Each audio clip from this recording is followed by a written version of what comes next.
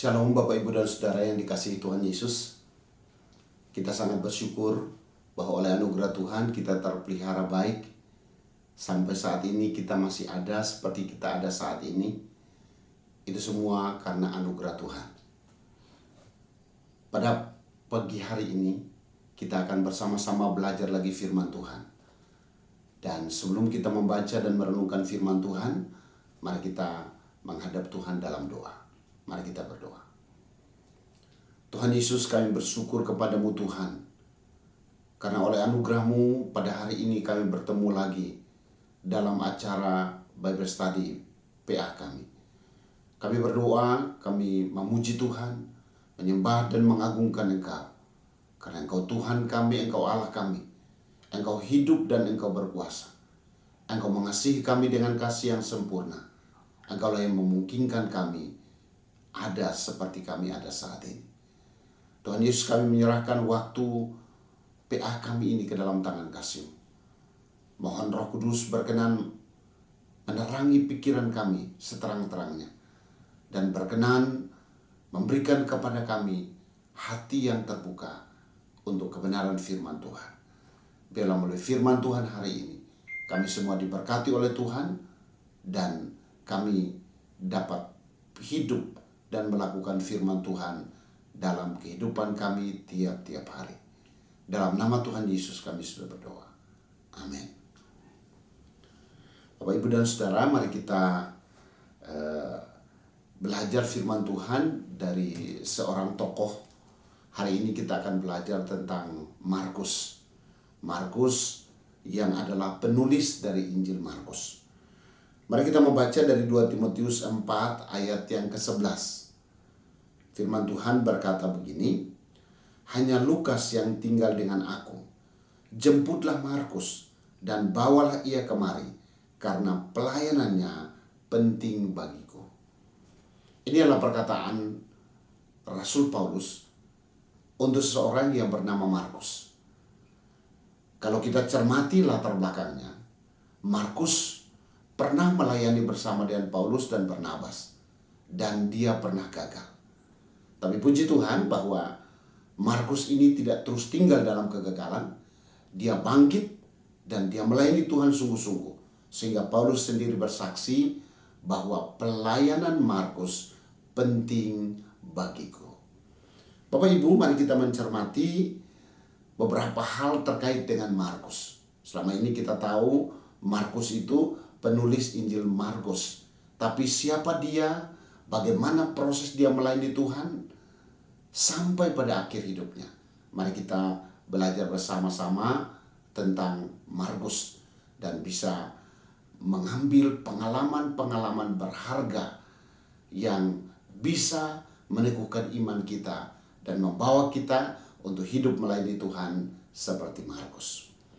Pertama, kita belajar bahwa Markus berasal dari keluarga yang kaya, tapi juga rohani. Cermati dengan baik ini, karena ada keluarga yang kaya tapi tidak rohani. Sebaliknya ada keluarga yang mungkin saja rohani tapi tidak kaya. Tapi Markus, keluarganya Markus adalah keluarga yang kaya tapi juga rohani. Bapak Ibu, Markus adalah seseorang yang disebutkan dalam Alkitab dia adalah seorang Yahudi, karena kalau kita lihat dalam Kolose 4 ayat 10 dan ayat 11 itu disebutkan bahwa dia disebut sebagai orang yang bersunat. Dan rata-rata dalam konteks pada waktu itu, kalau disebut orang yang bersunat berarti memang latar belakangnya adalah orang Yahudi. Dan Markus ini memang adalah sebutan memakai bahasa Latin. Dan mungkin orang bertanya, kok bisa? Dia orang Yahudi tapi namanya ikut dalam bahasa Latin. Kita tahu bersama bahwa zaman itu dunia dikuasai oleh Romawi. Dan bahasa yang dipakai oleh orang Roma adalah bahasa Latin. Sehingga pada waktu itu banyak orang yang diberi nama sesuai dengan nama tuannya atau nama orang yang dianggap berpengaruh dalam hidup mereka. Sehingga Markus memang diberi nama bahasa Latin. Seperti apa latar belakang persisnya, memang kita tidak tahu mengapa diberi nama dengan menggunakan nama Latin. Tapi yang menarik bahwa mari kita lihat bahwa keluarganya adalah keluarga yang rohani. Kalau Bapak Ibu mengingat dalam Kisah Para Rasul pasal 12, ketika Petrus itu dipenjara dan dipenjara karena dia memberitakan Injil. Ketika dia dipenjara, jemaat itu berdoa. Sebuah pertanyaan penting adalah, di mana jemaat berdoa pada waktu Petrus ada dalam penjara? Jemaat berdoa di rumah Maria. Siapa sebenarnya Maria itu? Maria adalah ibu dari Markus. Bapaknya memang tidak disebutkan. Kemungkinan besar Maria sudah menjadi seorang janda pada waktu itu. Dan Maria bukan hanya orang yang rohani dengan memberi rumahnya untuk dipakai kebaktian, dipakai untuk berdoa. Tapi Alkitab juga berkata bahwa keluarga Maria itu memang mampu, kaya. Mengapa? Karena mereka memiliki pelayan atau mereka memiliki hamba. Kalau kita memperhatikan ketika Petrus datang dan Petrus mengetuk pintu, ada satu orang yang kemudian membukakan pintu. Dan orang itu disebut dengan Rode. Kemungkinan besar Rode adalah pembantu atau hamba perempuan yang bekerja pada keluarga Maria atau dalam hal ini keluarga Markus. Sekali lagi ini menunjukkan bahwa Markus berasal dari keluarga yang mampu, yang kaya, tapi juga adalah keluarga yang mau memakai kemampuan, potensi, kekayaan yang ada untuk melayani Tuhan. Maria memberi rumahnya untuk dipakai orang-orang berdoa. Puji Tuhan.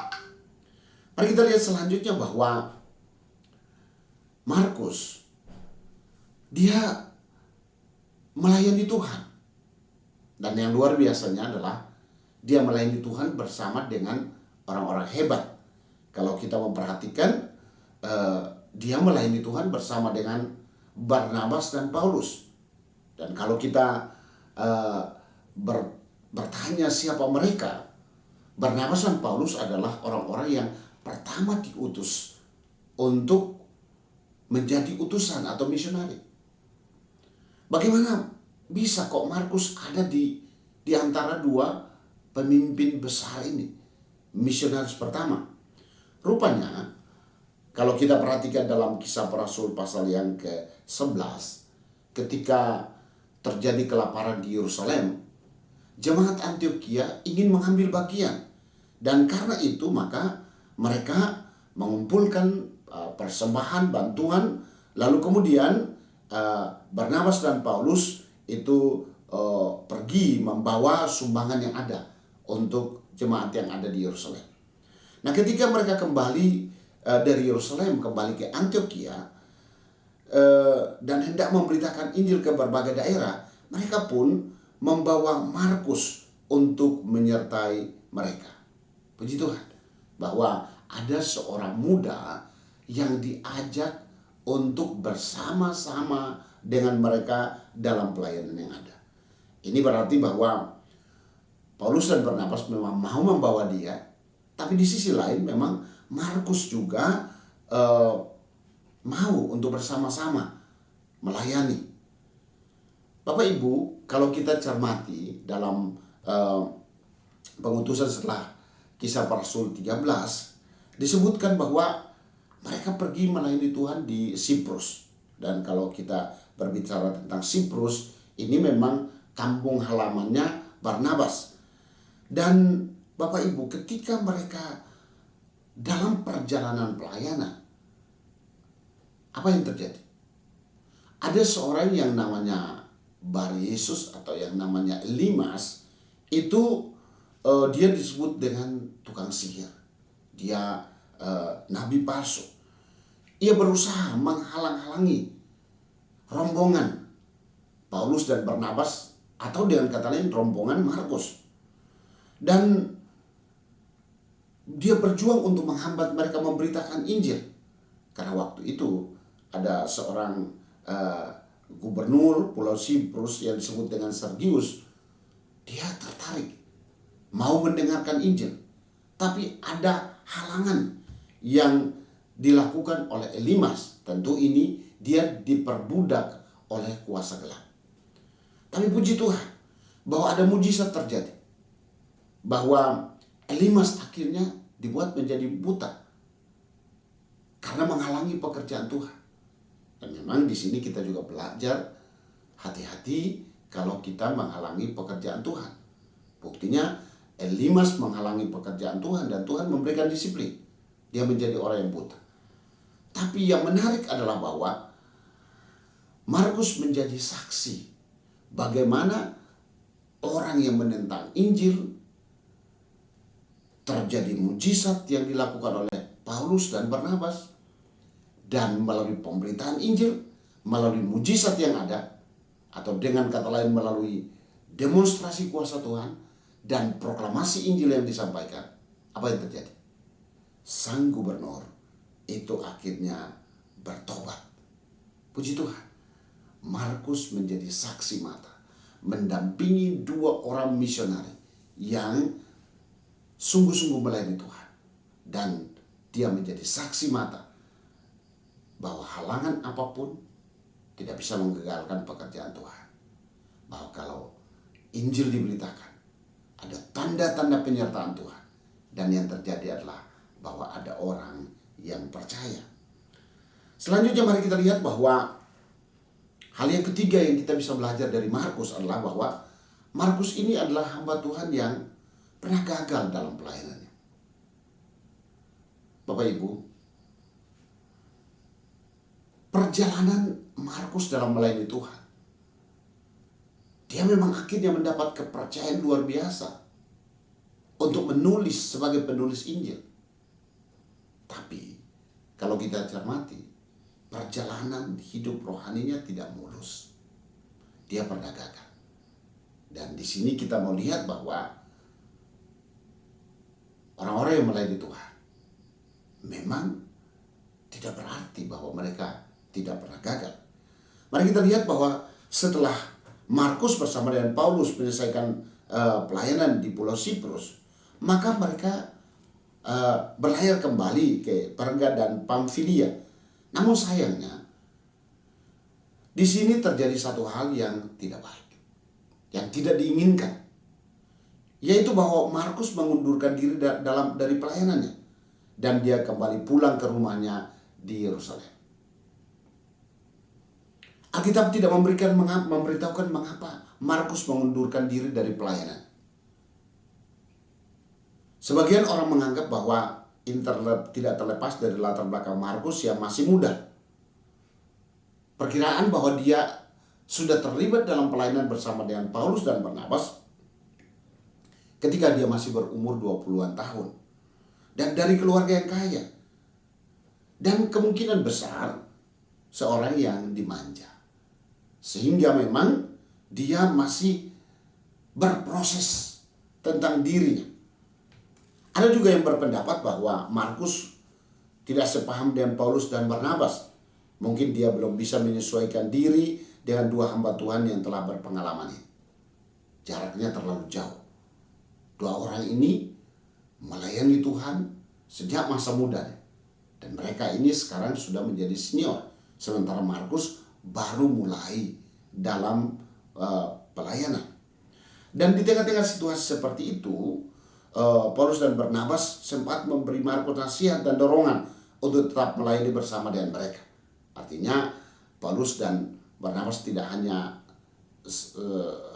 berkata, oke, kalau kamu sudah nggak mau lagi bersama dengan kami ya silahkan. Tapi tidak. Paulus dan Barnabas sempat menasihati. Tetapi akhirnya karena Barnabas mungkin karena dia kangen mamanya atau rindu rumahnya, dia memutuskan untuk pulang ke Yerusalem. Keputusannya itu sudah kuat. Sedangkan mereka tetap melanjutkan perjalanan. Dua orang hamba Tuhan yang telah diutus ini memang melanjutkan pelayanannya. Kalau kita lihat dalam Kisah Para Rasul pasal 13 ayat yang ke-13.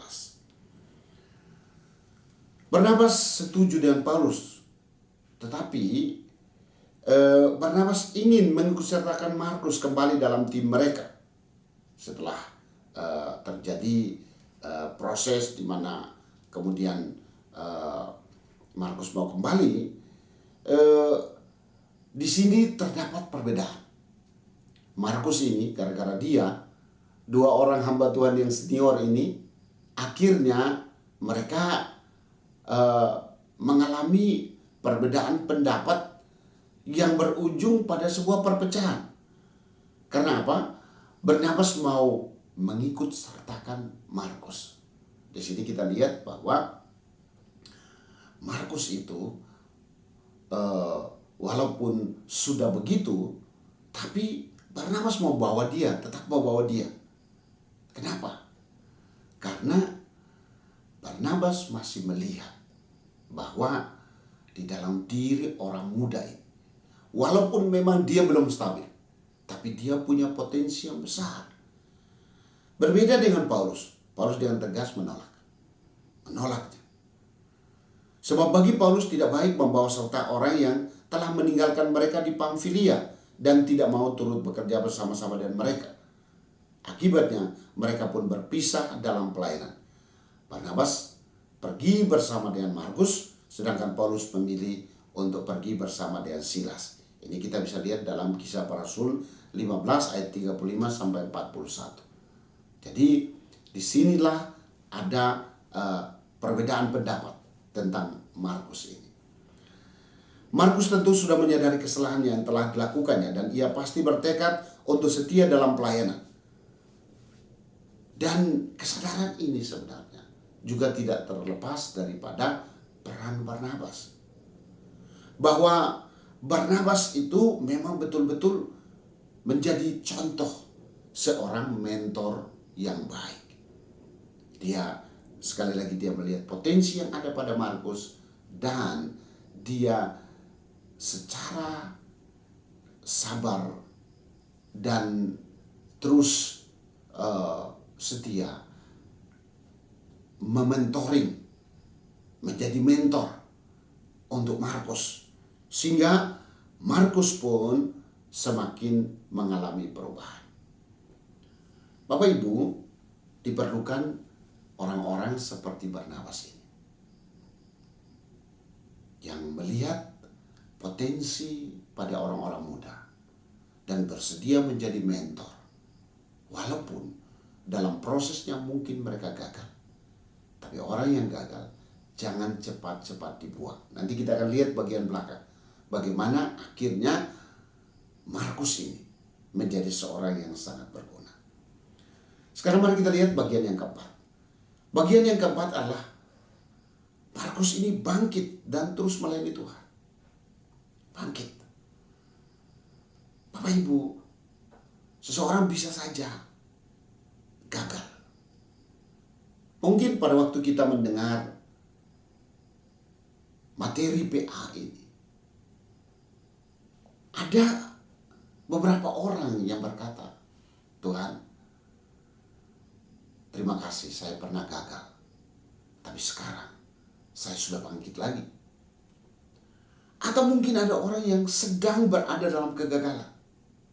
Apapun bentuk kegagalan itu, Tuhan menantikan untuk kita bangkit. Jangan terus berada dalam kegagalan itu. Mari kita lihat Markus itu bangkit. Dan mari kita lihat bahwa ketika Paulus mengirim suratnya kepada jemaat di Kolose, Apa yang terjadi? Paulus sedang bersama dengan Markus dan mengirim salam kepada jemaat di Kolose. Paulus menyebut Markus sebagai temanku sekerja untuk kerajaan Allah. Mereka itu telah menjadi penghibur bagiku. Situasinya sudah mulai berubah kan? Dulu dianggap orang yang gak setia. Maka Paulus tidak mau mengikut sertakan dia dalam perjalanan selanjutnya. Tapi apa yang terjadi? Belakangan Paulus bilang, Markus itu temanku. Dia menjadi seorang yang menghiburku. Dulu memang dia membuat aku kesal. Tapi sekarang kehadirannya menghibur aku. Demikian juga ketika Paulus mengirim suratnya kepada Filemon. Markus mengirimkan salam kepada Filemon. Yang berarti Markus sedang bersama-sama dengan Paulus di saat itu. Tentu karena surat Efesus, Filipi, Kolose, Filemon, itulah 4 surat yang memang dikirim dari penjara. Tapi lihat bahwa surat yang dikirim ke Kolose, surat yang dikirim ke Filemon, itu nama Markus disebutkan di dalam.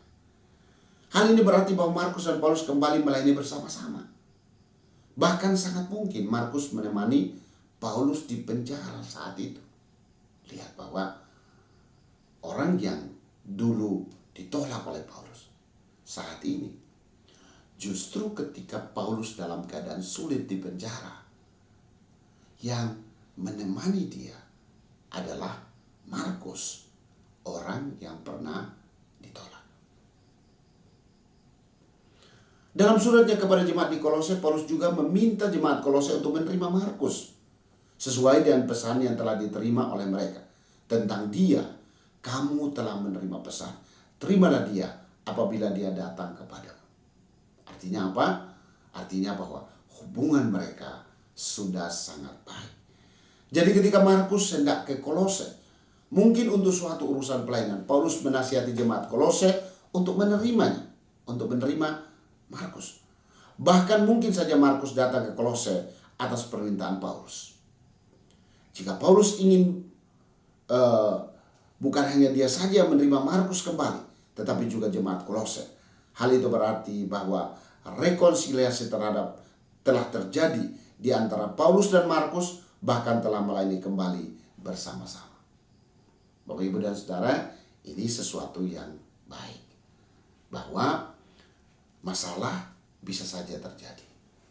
Bahwa dalam proses bisa saja ada salah pengertian. Tapi bahwa jangan itu terus dibiarkan. Harus diselesaikan. Harus diselesaikan. Dan penyelesaiannya itu bukan hanya sekedar memaafkan tapi tidak melupakan. Tapi lihat bahwa seperti ini memang betul-betul mereka saling memaafkan, melupakan apa yang terjadi dan lebih fokus ke depan untuk melayani Tuhan. Bapak Ibu, mari kita lihat selanjutnya. Hal yang kelima adalah bahwa betul Markus pernah tidak setia.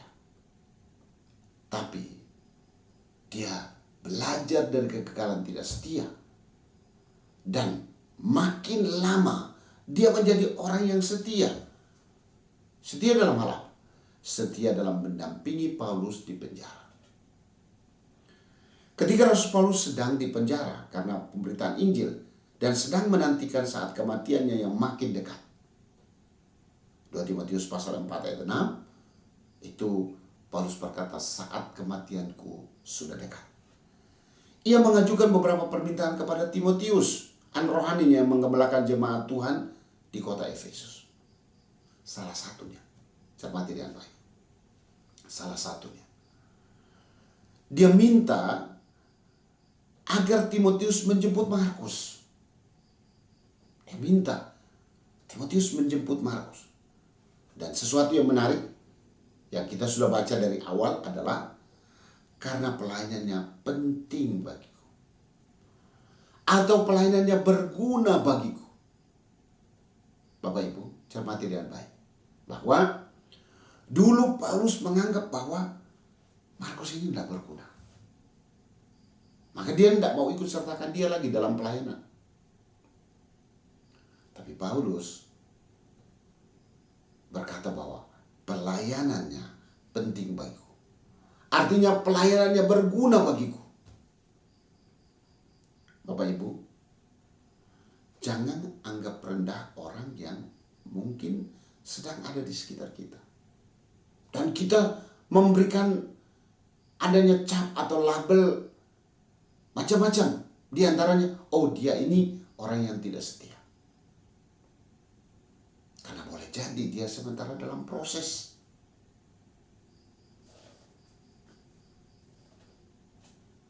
Bisa jadi satu ketika dia menjadi orang yang paling setia. Buktinya Markus. Dia setia menemani Paulus di penjara. Bahkan dia betul-betul minta. Sebelumnya itu dia minta kepada Timotius, bawalah dia. Pelayanannya penting bagiku. Ia menjadi orang yang penting bagi saya. Masa berpisahnya Paulus dengan Barnabas dan Markus diperkirakan sekitar tahun 47-48. Sedangkan Paulus meminta Markus datang kepadanya, yakni masa-masa terakhir hidupnya, diperkirakan sekitar tahun 64 Masehi. Itu berarti bahwa jarak mereka berpisah itu sekitar 17 tahun. Dan dalam proses 17 tahun ini terjadi perubahan, terjadi loncatan, terjadi perkembangan rohani yang luar biasa dari Markus. Orang itu berkembang. Kalau dulu seseorang pernah membuat kesalahan, jangan kemudian kita berpikir bahwa orang itu akan terus begitu. Seorang itu berkembang.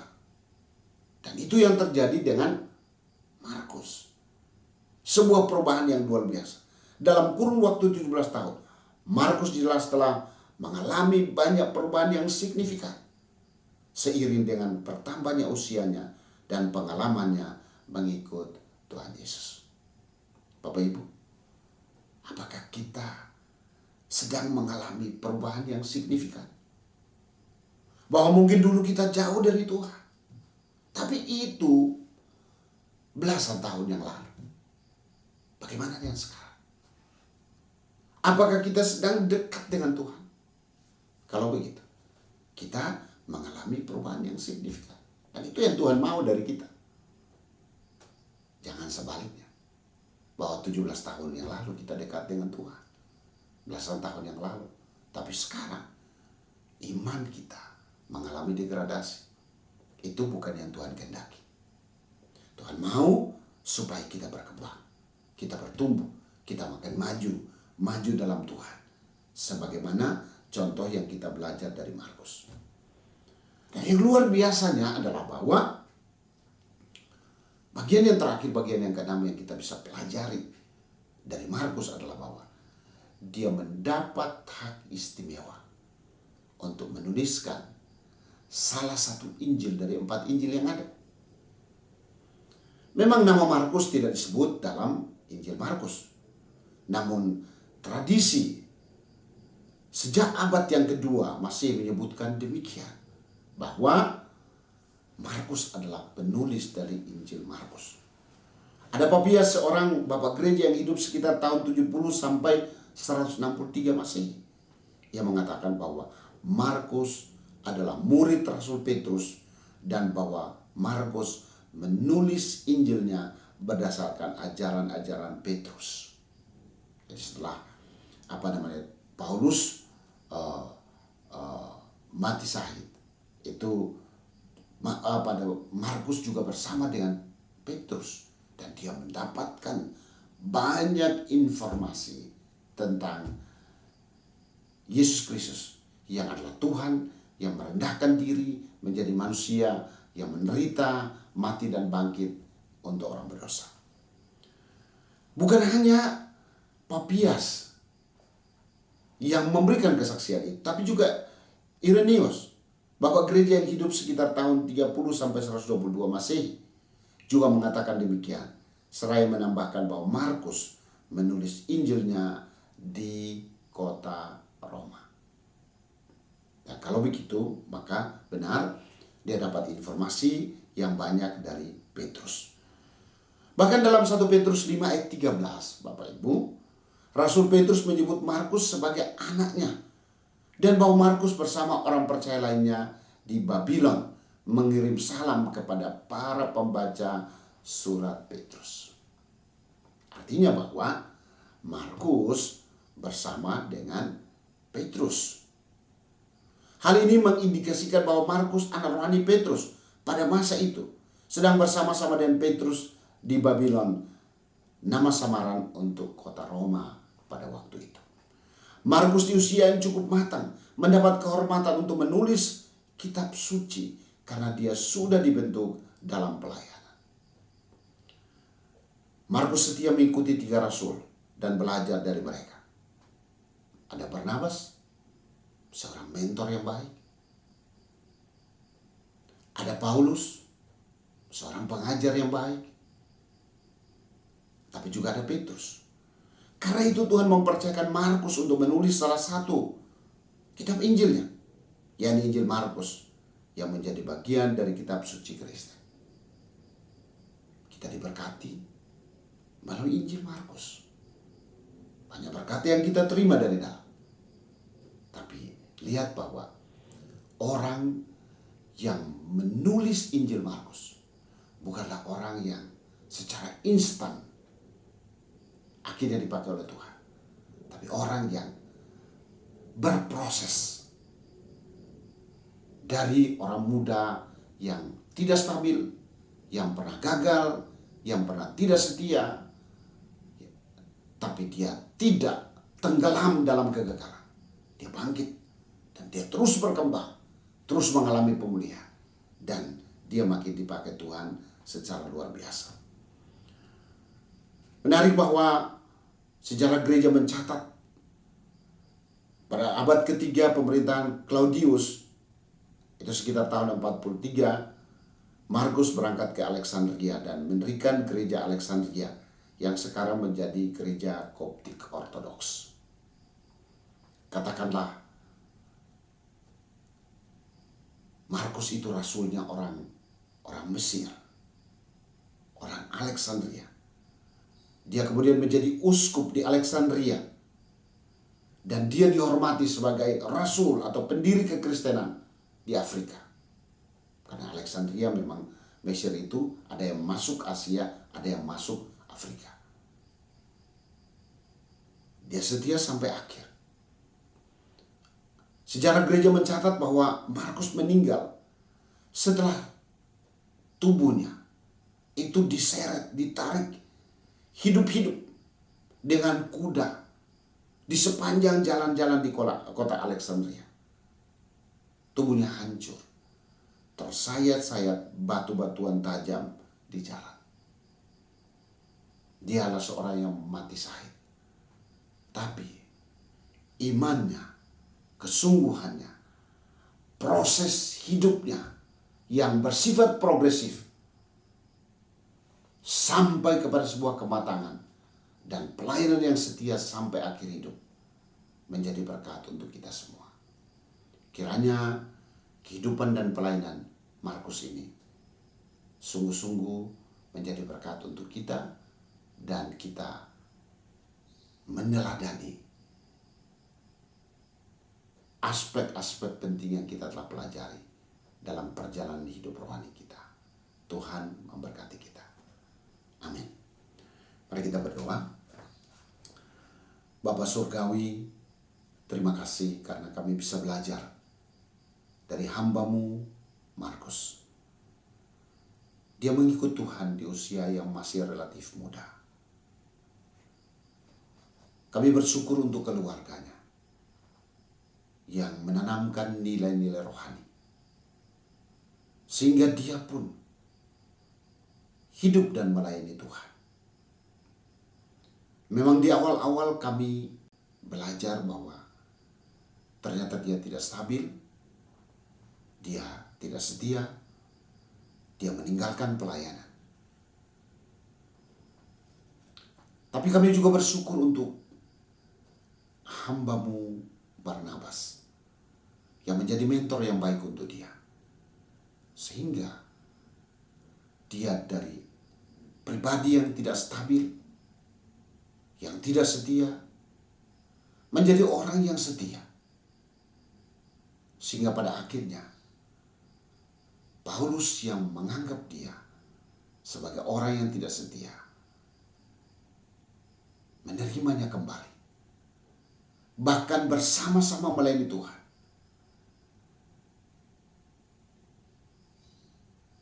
Terima kasih Tuhan Yesus. Kami juga belajar bagaimana kesetiaan Markus menemani Paulus, orang yang pernah menolak dia. Dia tidak punya dendam atau kepahitan, tapi kesediaan untuk saling menerima dan bergandeng tangan bersama untuk melayani adalah sebuah berkat rohani yang baik untuk kami. Kami juga bersyukur bahwa oleh anugerah Tuhan, Markus telah menuliskan Injil Markus, dan itu menjadi berkat untuk kami. Kami juga bersyukur untuk kesetiaannya. Memang akhirnya dia harus mati syahid, tetapi imannya tetap kokoh, tidak berubah sampai akhir. Tuhan Yesus, terima kasih untuk kebenaran firman. Meteraikan itu dan tolong kami hidup di dalamnya. Kami mau berdoa menyerahkan seluruh hidup kami ke dalam tangan kasih. Tuhan, berkati kami setiap pribadi. Berkati keluarga kami. Berkati usaha dan pekerjaan kami masing-masing. Berkati juga persekutuan dan pelayanan kami. Seiring dengan berkat yang Tuhan terus curahkan dalam hidup kami, maka tolonglah kami Tuhan Yesus, supaya kami hidup melayani Tuhan, hidup dan menjadi berkat bagi banyak orang. Terima kasih Bapa di surga. Kami mau berdoa untuk semua saudara-saudara kami yang dalam keadaan sakit, supaya Tuhan menjamah dan menyembuhkan. Kami juga berdoa Tuhan Yesus, supaya Tuhan juga berkenan memberkati akan setiap rumah tangga, supaya rumah tangga yang ada harmonis, bahagia, dan diberkati Tuhan. Berkati semua anak cucu yang sementara menjalani studi, supaya belajar dengan baik dan berhasil punya masa depan yang cerah. Berdoa untuk semua anggota keluarga yang belum memperoleh pasangan hidup. Tuhan tuntun, pertemukan dengan pasangan hidup yang terbaik, yang seiman, yang saling mencintai untuk membentuk rumah tangga Kristiani yang bahagia. Kami pun berdoa supaya Tuhan pun memberkati bangsa dan negara kami. Doa kami untuk Bapak Presiden dan semua jajarannya, Tuhan Engkau berkati. Berkati, beri hikmat dan keberanian untuk Bapak Presiden mengambil keputusan-keputusan yang tepat untuk membawa bangsa kami makin maju, lebih dan lebih lagi dari keadaan sekarang. Kami juga berdoa supaya kiranya Tuhan memberkati saudara kami Bapak Luhut Panjaitan, yang oleh anugerah Tuhan saat ini hamba-Mu ada dalam pemerintahan. Terima kasih Tuhan Yesus untuk semua tanggung jawab yang selama ini telah dijalankan dengan baik.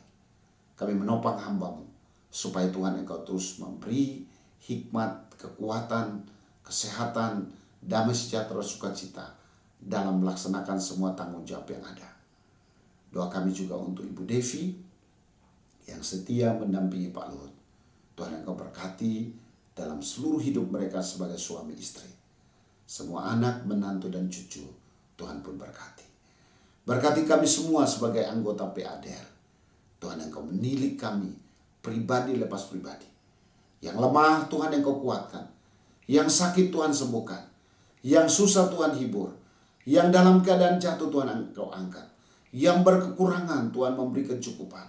Bahkan yang berada dalam masalah yang berat, nyaris putus asa, Tuhan memberi jalan keluar, Tuhan memberi kemenangan. Terima kasih Bapa di surga. Doa kami untuk gereja Tuhan di seluruh Indonesia, supaya semangat keesaan, oikomenis menjadi bagian kami. Bergandeng tangan bersama, menjadi garam dan terang di tengah-tengah bangsa kami. Doa kami untuk semua tenaga utusan gereja yang berjuang di garis depan dalam pemberitaan kabar baik. Tuhan kiranya menolong dan memberkati dan terus memakai, supaya banyak orang akhirnya mengenal Kristus, percaya, dan diselamatkan. Terima kasih Bapa. Kami mau mengakhiri PA kami dan masuk dalam kesibukan kami selanjutnya. Kami berdoa kiranya anugerah Tuhan Yesus Kristus dan kasih Allah Bapa serta persekutuan dengan Roh-Nya yang kudus menjadi bagian kami bersama saat ini dan terus kekal selama-lamanya. Amin.